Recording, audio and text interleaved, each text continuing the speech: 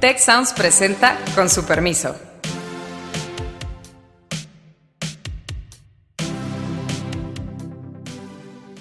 Con su permiso, hoy hablaremos de las fronteras en los tiempos de coronavirus.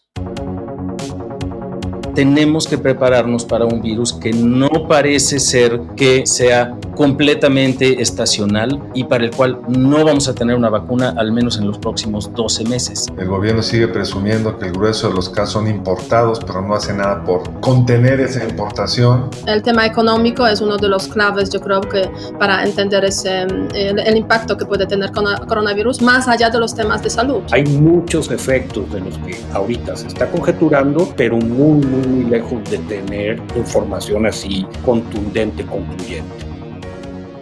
Soy Beata Wojna y cada uno en su aislamiento estamos aquí reunidos a través de la tecnología. Héctor Villarreal, Alejandro Poiré y Carlos Elizondo. ¿Qué tal? Muy buenos días, colegas.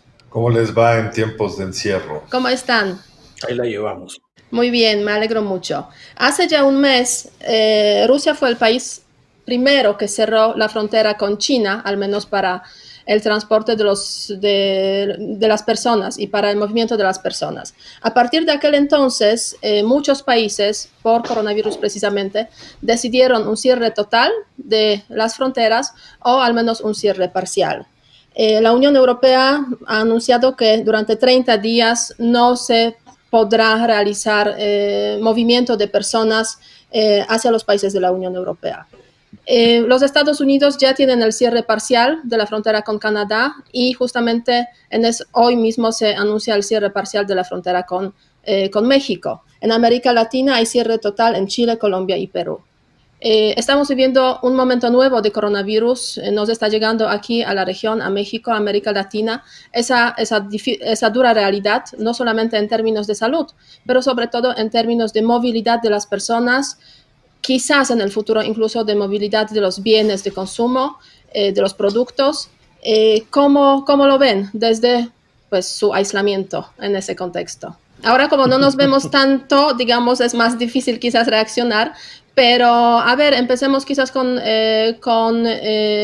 Carlos Elizondo, que siempre ha estado en la avanzada de las respuestas.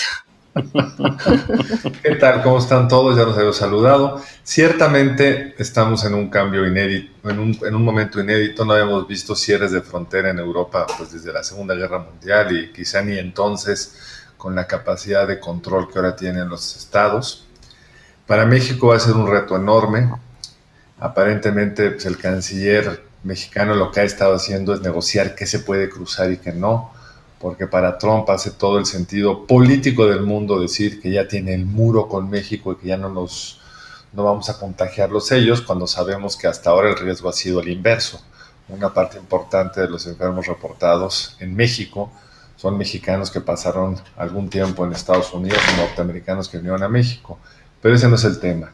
El tema es que vamos a tener que aprender a vivir con las fronteras muy restringidas y no se ve que vaya a ser por un plazo corto, sobre todo porque no estamos viendo una reacción coordinada de los países. Entonces China, que fue el primero al que le cerraron las fronteras, hoy está empezando a imponer unos controles a la entrada de quienes vienen de afuera, porque los casos nuevos que han tenido han sido importados. Entonces vamos a estar ahí en un juego de ping-pong muy complicado. O sea, en ese sentido sí hay que reconocer que coronavirus obviamente empezó en China. Un mes después, pues tenemos ese foco central ahora en la Unión Europea y está llegando a América Latina y en general al hemisferio occidental, incluyendo los Estados Unidos. En ese contexto yo creo que lo más difícil es que ese desfase, al fin y al cabo, se va a afectar a todo el mundo de una forma mucho más prolongada de lo que se ha pensado inicialmente. En ese contexto, pues el tema económico es uno de los claves, yo creo que para entender el impacto que puede tener coronavirus, más allá de los temas de salud. Y la pregunta un poco también es a qué industrias les pega primero y a qué industrias les pega después y cuáles son los impactos más temporales y cuáles son los impactos más permanentes. Es decir, puede ser que en una buena negociación comercial respecto a temas fronterizos haya cierta flexibilidad o énfasis en que funcionen bien toda una serie de intercambios comerciales, toda una serie de intercambios que son necesarios para mantener activas las cadenas de producción, etcétera, particularmente entre México y Estados Unidos. Eso no es sencillo, pero es un volumen enorme. Evidentemente que la industria que va a sufrir de manera más directa es turismo y servicios. Eso creo que de por sí ya en la circunstancia de temor, de precaución, etcétera, estaba siendo un tema notorio. Con fronteras cerradas, pues prácticamente todo el turismo se convierte en el que llegue a ver en una industria absolutamente limitada a contextos sumamente locales, regionales, nacionales, vamos a decirlo así.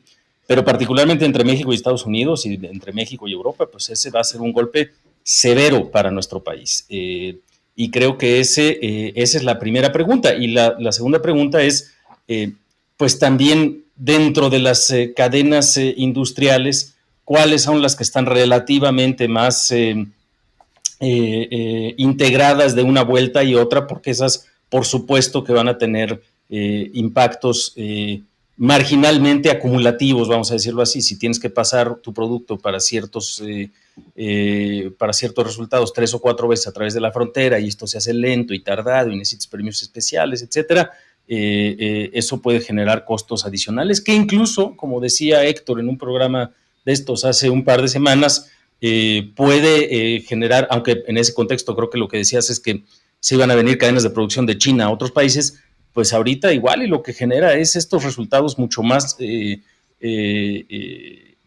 sobre todo si el impacto es a mediano plazo, de transferencia de cadenas de producción que se acaben haciendo más locales. Hay un reto norteamericano de México y Estados Unidos para que eso funcione bien, gigantesco. Totalmente, totalmente. Además, tenemos que entender que todo esto sucede en contextos de altísima incertidumbre. No sabes cómo van a estar periodos, incluso cuando estamos pensando en un país como China, que pareciera que sus estrategias de contención son muy exitosas, ¿sí? Aquí puede haber un efecto carrusel, es decir, el virus volver a los países donde comenzaron. Y es aquí donde no le entendemos muy bien y la cuestión de flujos de personas sí es algo que se va a tener que monitorear y regular y cuidar. No es obvio cómo está la temporalidad de esta pandemia, tampoco incluso los efectos entre los dos hemisferios, el cambio de estaciones. Hay muchos efectos de los que ahorita se está conjeturando, pero muy lejos de tener información así contundente, concluyente. O sea, yo creo que la gran expectativa obviamente es la vacunación, o sea, encontrar la vacuna y es en lo que están trabajando, pero eso pues tardará un poco hasta llegar a todos los países. Y en ese sentido, un poco, Beata. Se dice que hasta el año próximo, sí, hasta el año próximo, aunque hay algunos más optimistas que dicen que ya para este otoño, ojalá, pero la verdad es que hay ciertas dudas al respecto, ¿no? Pero en ese sentido yo creo que sí hay un enorme reto económico para México, aunque se está hablando de acelerar la ratificación, la entrada en vigor del nuevo Tratado de Libre Comercio, del TEMEC. Yo creo que servirá aquí de poco, aunque va a ser como una... Incluso lo interesante es que el sector automotriz está pidiendo que no entre el nuevo TEMEC, porque el TEMEC es mucho más complicado en términos de contenidos nacionales y cambios de reglas de origen, etcétera, y quieren que se mantenga el viejo. Pero eso realmente yo creo que es importante en el margen. Uno, yo no creo que vaya a haber una vacuna que realmente se pueda aplicar de forma masiva. Ayer tuve una entrevista con un biólogo especialista en esto, el doctor Lascano, dice que por lo menos un año. Podríamos tener un poco más de suerte con algún antiviral eficaz, pero no podemos apostar a eso. Dos, para mí lo que es muy sintomático de nuestro gobierno es que afuera nos está imponiendo los ritmos, la sociedad está imponiendo los ritmos. El gobierno de López Obrador, yo creo que es el único gobierno que mantiene una laxitud muy sorprendente frente a los vuelos que vienen del extranjero, frente a los vuelos que vienen de las zonas que sabemos están contagiadas. Argentina, otros países de América del Sur, llevan ya varios días que cerraron las llegadas de los vuelos donde vienen pues los enfermos. El gobierno sigue presumiendo que el grueso de los casos son importados, pero no hace nada por contener esa Frenarlo, sí. importación. Eso, pero al mismo tiempo, en la medida en que los otros países te van imponiendo, como en este caso el cierre parcial de la frontera, pues el gobierno se va acomodando a eso. Hoy o ayer fue la noticia, Claudia Sheinbaum le solicita a los ciudadanos que hagan lo posible para quedarse en su casa. Lo curioso es que los ciudadanos llevaban ya más de, algunos casos, una semana o algunos días ya en su casa, y los que no están en su casa no creo que le vayan a hacer caso a la recomendación de Claudia Sheinbaum. Es decir, vemos un gobierno rebasado desde adentro, con gente que se anticipa a las medidas que está viendo en otros países. Hoy hay una encuesta muy interesante de Massive Caller que pregunta justo eso. ¿Usted aquí qué recomendación va a seguir? ¿La que da el gobierno de México o la que da el gobierno de Estados Unidos? ¿Cuál cree que es más pues la que vale la pena cuidarse? Y el 64% dice que tomará en cuenta las recomendaciones del gobierno de Estados Unidos, que son mucho más estrictos de qué puedes hacer y cómo te puedes relacionar que las de México. Si el gobierno va atrás de la curva, se le están imponiendo una serie de condiciones y yo creo que vamos a ver muy pronto pues el impacto de no haber reaccionado a tiempo. De hecho, miren, la semana pasada hicimos la encuesta a raíz de nuestro último programa, preguntando a nuestros seguidores, ¿usted considera que ya se están tomando medidas de aislamiento social para prevenir el contagio de coronavirus en México? Y a esa pregunta las respuestas son las siguientes. Las personas que consideran que sí, efectivamente se están tomando medidas adecuadas, 8.1% de los que responden. No, 88.4%, no lo sé, 3.5%. O sea, es muy significativo precisamente y coincide mucho con lo que, pues, con el ánimo general, con ese sentimiento general y ese rebasamiento que estamos viendo efectivamente del gobierno. Por una parte, hay gobernadores que están tomando decisiones a nivel de los estados, hay empresas, hay instituciones educativas también, pero no solamente, otras instituciones que están tomando decisiones. Incluso hoy el canciller Manuel Ebrard dijo claramente que pues en la Cancillería van a implementar a partir del lunes nuevas formas de trabajo, promoviendo mucho trabajo, precisamente home office. Quiero regresar a un punto que señaló Héctor, porque es en ese contexto donde la laxitud y la falta de coordinación de las medidas del gobierno mexicano a mí me espantan aún más. Creo que tendríamos que ser cuidadosos de no generar demasiada angustia para quienes nos escuchen, pero realmente es notoria la falta de coordinación, es notoria la falta de velocidad, de asertividad. Apenas se convocó al Consejo General de Salubridad, que es la autoridad máxima en la materia, que tiene estas atribuciones justamente para dictar de manera general con las distintas autoridades todas las medidas que tendríamos que estar tomando. Pero particularmente en el contexto que ya señalaba Héctor, de que no sabemos realmente la temporalidad de este virus y el hecho de que, ya mencionaron ustedes dos también, quién sabe cuándo tengamos la vacuna.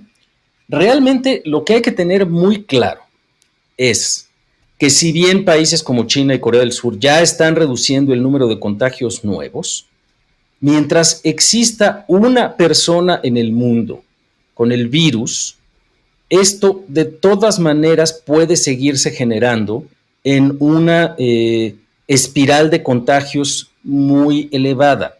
Esta es una lección muy importante que hay que tener en mente. Y creo que quien mejor lo he visto yo, que lo sintetiza y lo analiza, es el editor en jefe del MIT Technology Review, Gordon Lichtion, que reporta una investigación del Imperial College en donde hace este punto precisamente. Mientras una persona esté contagiada, se puede seguir generando la espiral de contagios que vimos en los últimos meses que ha ocurrido saliendo de China y al resto del mundo. Entonces, de hecho, lo que sugieren que puede ocurrir durante los próximos 18 meses es que tengamos que hacer estas medidas de aislamiento social, de contención, de límite de reuniones, de partidos, de todo este tipo de actividades que implican mucho contacto de manera recurrente, más o menos sistemática. Incluso lo que ellos sugieren es que el indicador debiera de ser el número de personas que entran a unidades de cuidados intensivos por enfermedades respiratorias y que en el momento en el que eso empieza a subir, se deben de imponer medidas severas de aislamiento social en todas las sociedades. Vamos a suponer que no es lo que vayamos a hacer. De todas maneras, lo que es muy claro es que tenemos que prepararnos para un virus que no parece ser que sea completamente estacional y para el cual no vamos a tener una vacuna al menos en los próximos 12 meses. Y eso implica pues un reto muy importante, porque sí es muy contagioso este asunto. Sí, el problema es que hay que acostumbrarse a vivir con coronavirus durante pues quizás un año, ¿no? Lo cual pues efectivamente afecta no solamente a la salud de las personas, puede afectar a la salud más allá, digamos, de las enfermedades respiratorias, pero sobre todo a las economías, y eso yo creo que es la clave del asunto, cómo disminuir el impacto negativo en las economías, en la economía mexicana en ese contexto, porque ya hemos visto a lo largo, digamos, de la geografía mundial de que pues varios países han propuesto muchas medidas económicas para precisamente disminuir el impacto de coronavirus. Hay organizaciones como la Unión Europea, por ejemplo, el Banco Central Europeo ha destinado ya 750 mil millones de euros para disminuir el impacto de coronavirus. Las economías aquí en México, la mexicana, en América Latina, pues no tienen esa capacidad seguramente, pero bueno, habrá que hacer debería el gobierno hacer ciertos matices para precisamente pues acercarse a ese asunto. Hay una gran heterogeneidad en las respuestas, Beata. Por ejemplo, ayer las medidas que se anunciaban en Chile, muchas de ellas de naturaleza fiscal, estamos hablando del 5% del PIB. O sea, fue de Piñera una reacción bien y su equipo, yo creo que bien considerable. Y es otro punto en el que nos estamos tardando en México. Es que yo creo que vamos a quedar atrapados en un presidente que no acaba de entender la naturaleza del problema médico o epidemiológico de salud pública, porque como bien dice Alejandro, el reto es que no se saturen los hospitales. Es decir, la lógica subyacente del texto que nos citaba es que el virus ahí está, pero lo que no te puedes dar el lujo es que te destruya la capacidad de reacción del sistema de salud. Entonces vamos a estar teniendo que cerrar, como están ahorita los italianos, idealmente antes de que se te sature, y luego soltar, porque no puedes tener permanentemente a la gente encerrada por razones obvias, económicas, entre otras. Pero por el otro lado está esto que pues, llegamos a comentar aquí en este programa con una de las virtudes del López Obrador, que es que a diferencia de otros ciclos de gobernantes populistas, Andrés Manuel López Obrador es un creyente ferviente de la necesidad de la estabilidad fiscal, de no gastar de más. Ahora estamos en la situación pues un poco extraña donde los empresarios le piden que por favor suelte el gasto. Perdón, Carlos, no te quise interrumpir, pero es que creo que estás ilustrando con gran claridad algo así como la tormenta perfecta, ¿no? Exacto, que es un presidente que no está capacitado, no tiene flexibilidad para reaccionar. Él tiene unas ideas fijas, tiene un equipo que yo creo que le alimenta lo que él quiere oír, e incluso si le dicen otras cosas seguramente tiene enorme dificultad de oírlo. Entonces él sigue ayer saludando de mano a los miembros de la Guardia Nacional en un evento multitudinario, cuando todas las recomendaciones de su propio gobierno es que no hay que hacer eso.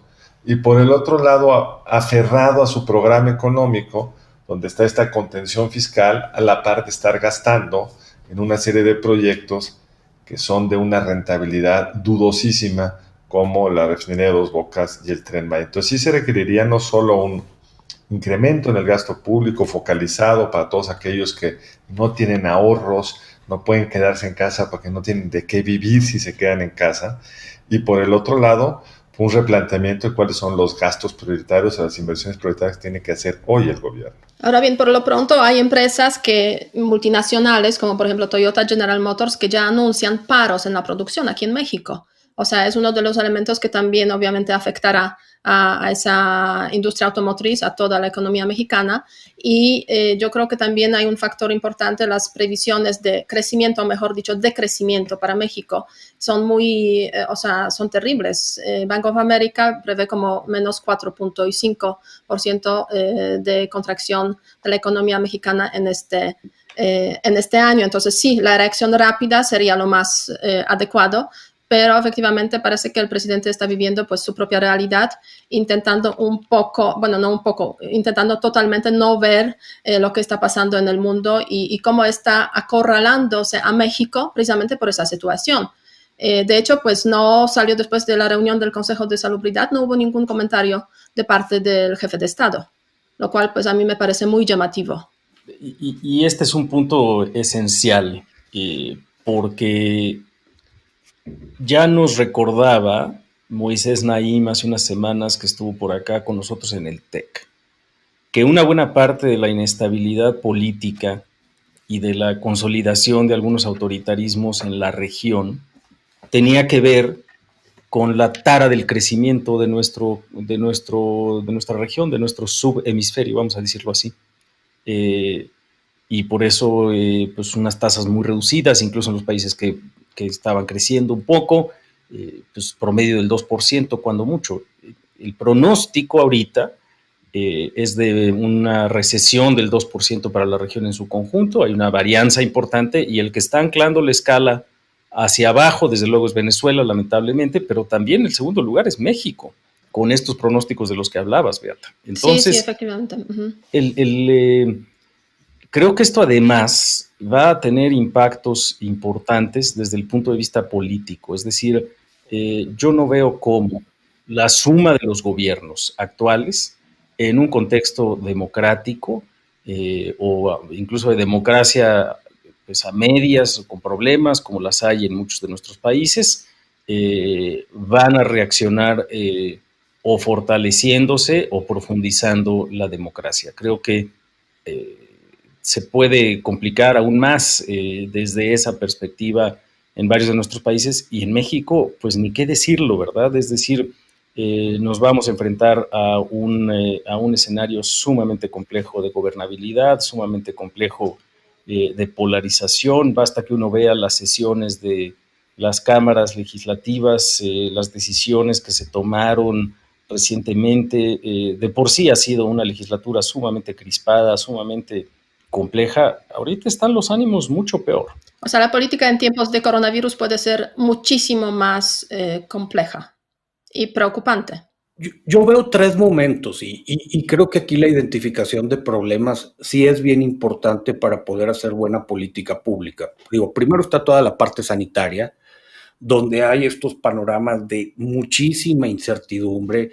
Insistimos, no se trata de poner nerviosos a nadie, pero ya se hablaba ayer entre epidemiólogos de una segunda cepa del virus. Eso va a complicar enormemente la cuestión de hacer vacunas. Esperemos que no haya más mutaciones, porque sí podría volverlo muy complejo y ya dejar todo en términos de antivirales y se perdería la oportunidad de estar trabajando con vacunas.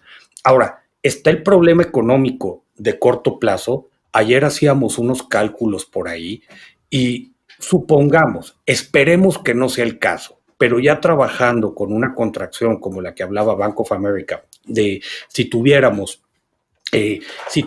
una contracción, que esperemos, insisto, que no ocurra, pero imagínense que tuviéramos algo rondando el 5% en 2020.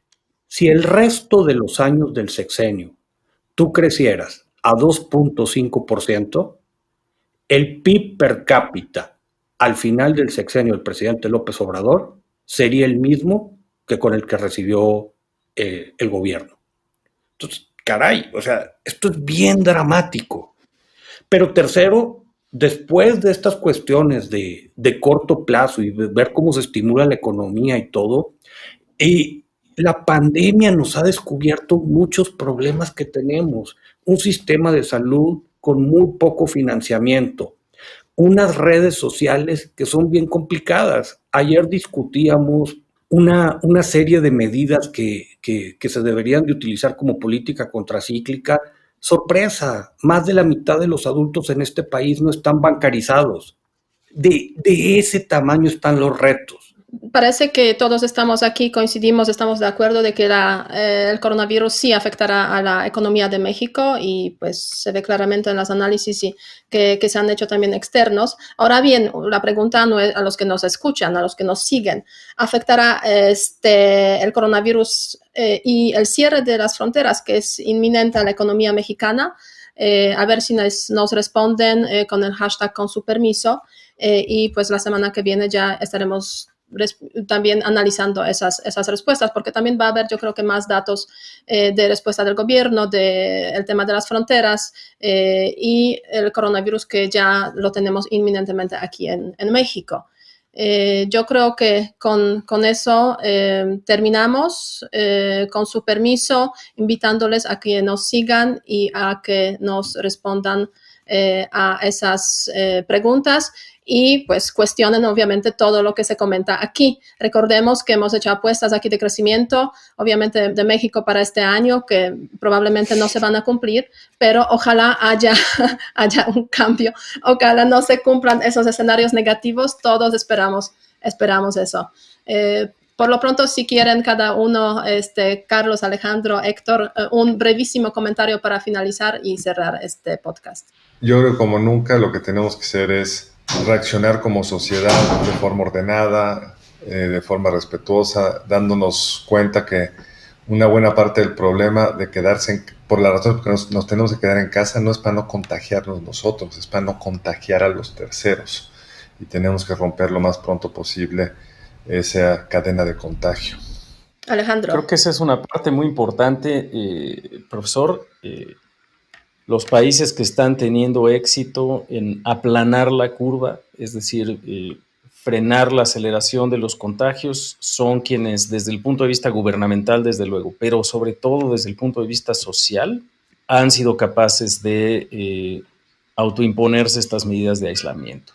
Creo que en los momentos de los que hablaba Héctor de política pública y en la reacción al asunto económico, tenemos que poner un gran énfasis en el reto de desigualdad, porque esto le pega mucho más a segmentos de la población que viven en la informalidad, que viven en trabajos eventuales, que dependen mucho más de la normalidad general de la economía y de la sociedad para poder mantener su nivel de ingreso y su nivel de bienestar. Creo que ahí es donde esperemos reaccione el gobierno del presidente López Obrador, más allá de programas adicionales de distribución de recursos. Creo que los estímulos económicos tendrían que centrarse, poner un ojo muy claro a distintos aspectos de desigualdad, perspectiva de género, desigualdad socioeconómica, informalidad, etc. Ojalá ese sea el momento hacia el que vamos. Héctor. Bueno, yo creo que hay una tensión aquí. Por un lado, hay que ser muy prudentes, pero también necesitamos actuar muy rápido y esperemos que en la medida de lo posible esta tensión entre la rapidez, pero también que sean cosas muy bien pensadas, se dé. Y también un llamado, pues, a la solidaridad, ¿verdad? O sea, yo creo que aquí hay que entender y recapitulo con algo que está diciendo Alejandro. Esto, para que sea efectivo, tenemos que actuar como sociedad. Así es, con su permiso, finalizamos este podcast de hoy y les invitamos a seguirnos y escucharnos hasta la semana que viene. Hasta luego. Muchas gracias al equipo del Tecnológico de Monterrey y de Tech Sounds. Productor ejecutivo de Tech Sounds, Miguel Mejía. Productora de Con su permiso, Alejandra Molina, y postproducción, Max Pérez. Les invitamos a escuchar el siguiente episodio de Con su permiso y el resto de programas de Tech Sounds en los canales de su preferencia.